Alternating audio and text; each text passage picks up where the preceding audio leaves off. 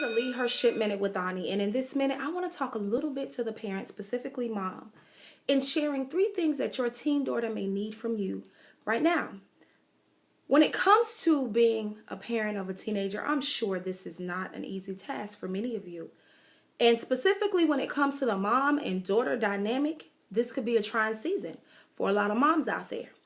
And so I just want to share 3 things that I feel your daughter may need from you right now. Things that I've heard young girls say, things that I've heard, I've read on blogs and a lot of research that I've done, and just really mentoring and talking to a lot of young girls in my workshops.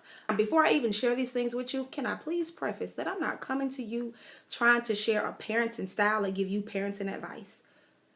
I'm a daughter, and that's the perspective that I'm coming from, reflecting back on my wonder years, coming from a perspective of, you know, when I was in her shoes kind of thing. So don't think that I'm coming to you as if I'm a guru or know-it-all, because I have a toddler, and I don't believe that all parenting styles are the same anyway.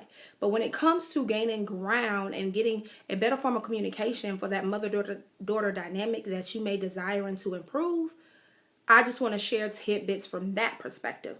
One more thing that I want to share, and I really hope that you listen to me closely and know that I'm coming from a place of love when I say this. You will take these tips a whole lot better if I can get you to remove the idea that you're going to get your little girl back.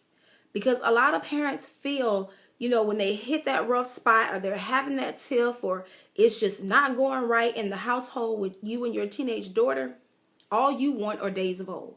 I just want my little girl back, or I miss my sweet little angel. She went to sleep and woke up like an alien from outer space, and I get it, because it's really easy to want to go to the days of comfort.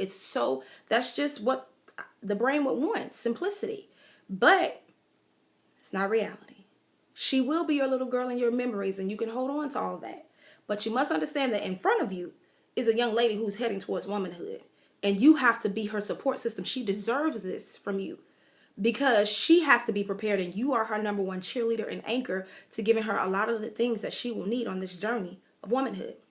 With that being said, let's talk about tip 1. The first thing that I want to talk about with parents when it comes to even communicating with your daughter, it's a big thing that a lot of parents do unconsciously that I want to help you stop doing so much if you're doing it. And that's, do not minimize your daughter's feelings or concerns. So many parents do this, like I said, unconsciously. So you're not meaning to do it, but you're doing it, and it will either cause her to be a hermit to you or to lash out at you. Because you may, start the conversation like, oh, honey, it happens at this age, or don't worry about it. All of us have to go through it in our teenage years, and girls will be girls. It's okay. And I'm not saying that advice isn't per se the truth, but that's not the point. The point is, she has feelings, and what she is talking about is super valid in her world.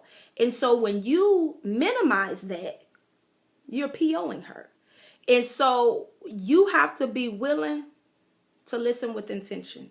Even though the topic may be juvenile, even though you're like, oh my goodness, of course, try not to show this in your body language, because she will pick up on it. It's an energy.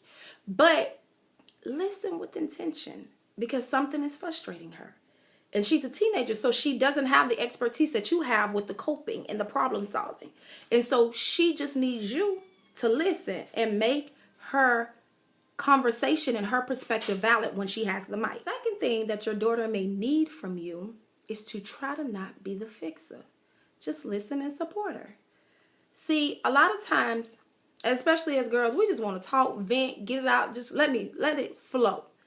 And mom, you are a big part of that. Don't try to fix it. Don't try to necessarily give her any form of resolves. Just listen and support.